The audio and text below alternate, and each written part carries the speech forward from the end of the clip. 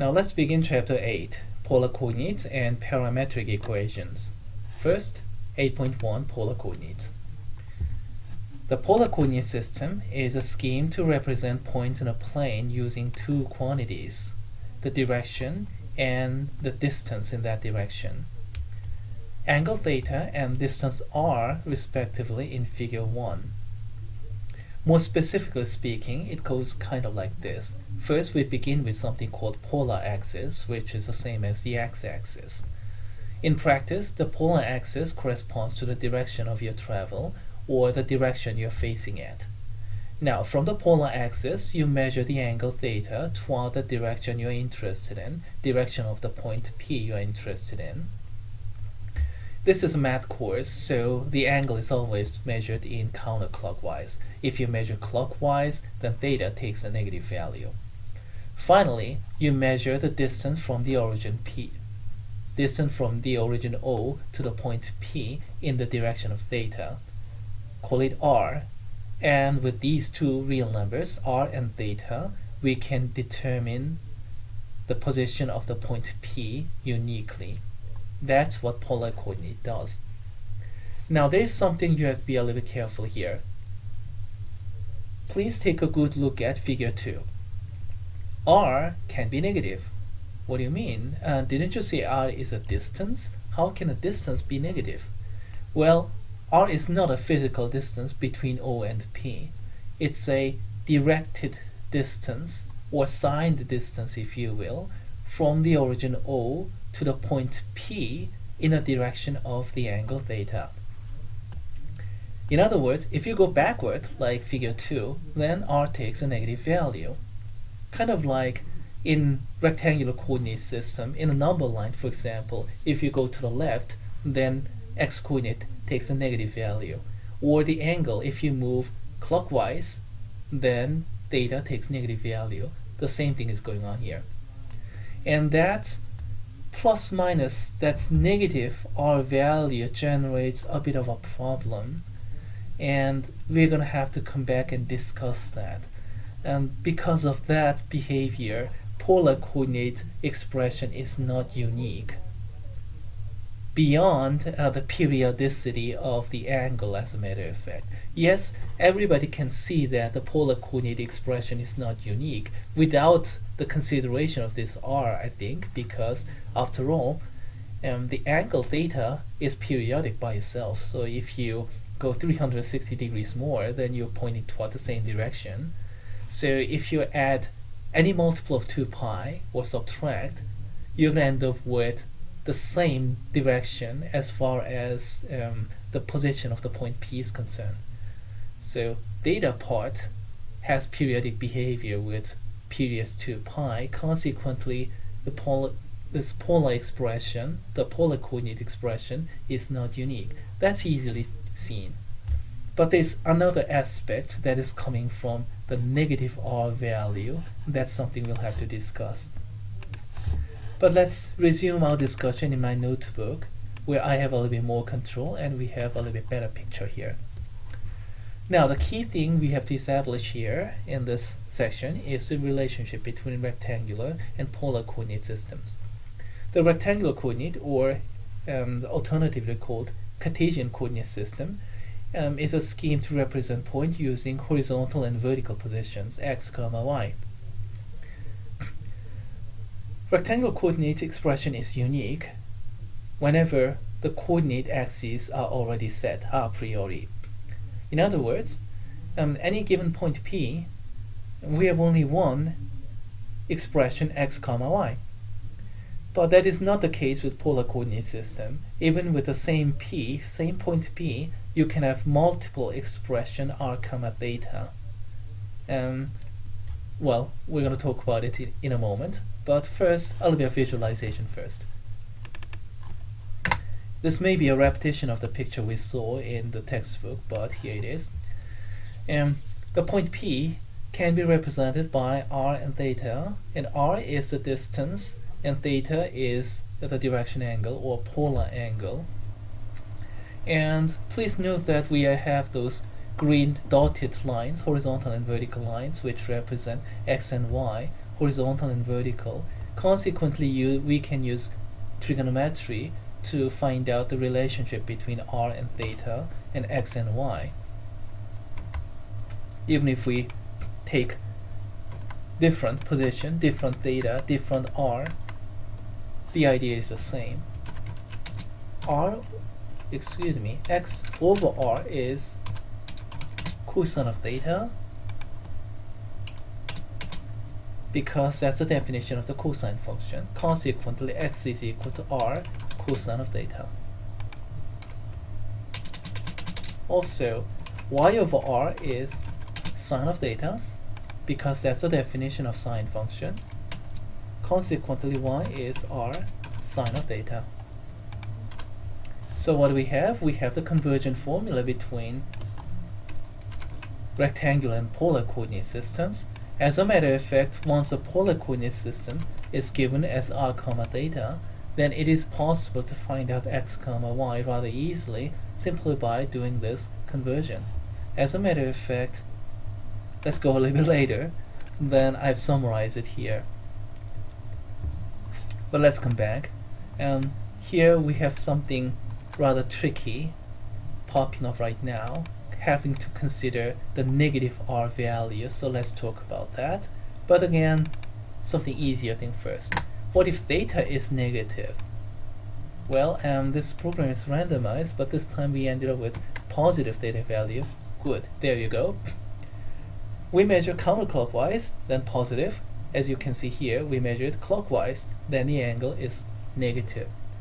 Well, there's no surprise there. We have already discussed these kind of things because we have done all these in trigonometry part already. Now, here comes the hard part. What if r is negative? This is what I'm talking about. We measure the angle theta, which is in this particular case greater than pi but less than 3 pi over 2. So you have to go toward the third quadrant, which is represented in dotted lines and this hollow dot in the third quadrant. But r is negative, so we have to go backward to the amount of 1.7 something unit. Consequently, we have the point in the first quadrant. That's what we see typically. Another visualization, again the same deal.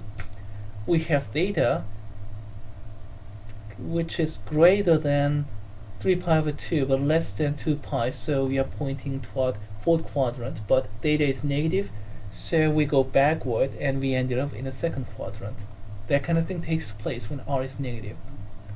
Now, why is this so important and it causes confusion? Well, here is the explanation. I don't like these pictures very much. Okay, this one is a little bit better. The first picture shows your negative r value, and theta is given as 0.191374 pi, so it is pointing toward the first quadrant, but r is negative, so the point is forced back to the third quadrant. So one way to express that is to use negative r value to represent the point in the third quadrant here. But then again, if you look at the second picture, here's an alternative way to represent the same point. Keep r positive, 1.98993 something, it's a randomized number that just popped up. But the angle theta, instead of 0.191374 pi, you just add pi, so 180 degrees more, and we end up with 1.19137 pi. And what did he end up with? Because the direction now changed backward, because going 180 degrees more, now we have to move forward in that direction, not backwards, so positive r value. The result, this one right here. If you change r into negative r, that's equivalent to changing theta into theta plus pi. So even within the period, we can have duplicate expressions of polar coordinates. That's something to be a little bit careful about.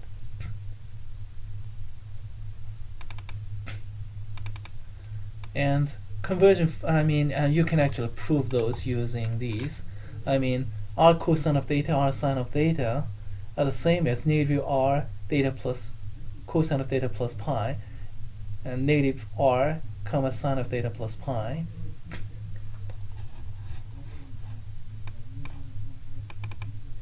And because of that, you have to be a little bit careful changing rectangular coordinate into polar coordinate. R value, if you take positive R value, here it is, square root of x squared plus y squared. So keep R positive.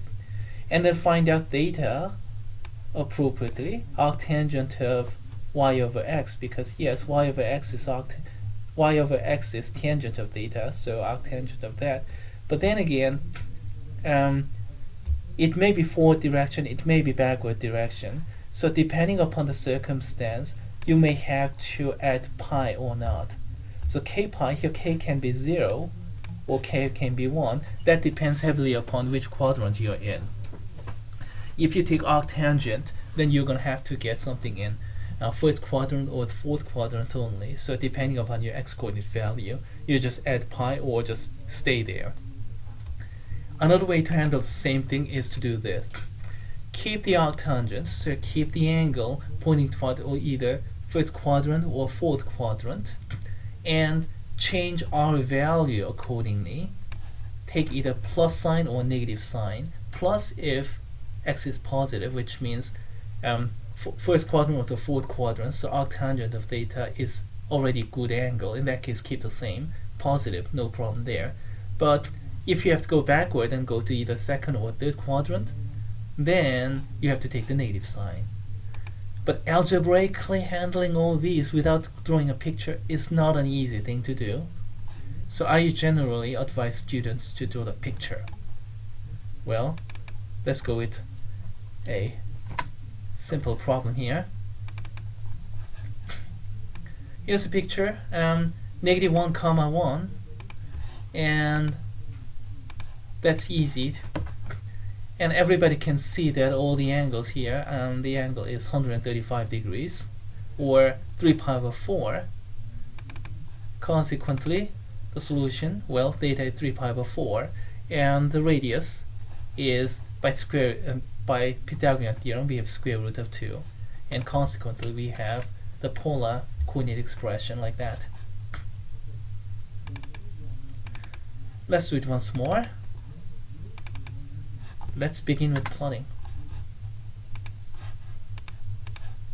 And what do we have? Well, we have actually a 30 degree, 60 degree, 90 degree triangle here, because we have 1 square root of 3, 2 ratio forming. Consequently, what we have solution, theta is, actually let's go back, and the angle theta, you can measure clockwise and declare it as negative pi over 6. That's perfectly okay. But I think in this problem, textbook author, as a matter of fact, specified the angle should be between 0 and 2 pi. And so you cannot declare negative pi over 6. By adding 2 pi there, you get 11 pi over 6, and that's the angle. By the way, what's the radius r? You can easily figure it out by square root of x squared plus y squared, Pythagorean formula. So we get polar coordinate expression like that. All straightforward and simple. And then let's see, we have sufficient time to do one more, so let's go ahead and do that. 2 comma negative 7. In this case, we're gonna get we are not gonna get standard angle, basic angle, so you'll have to use arc cotangent or arctangent or something like that. And then yes, we have to use arctangent. And arctangent of negative 7 pi over 2 is negative. So you have to add 2 pi to make it into positive.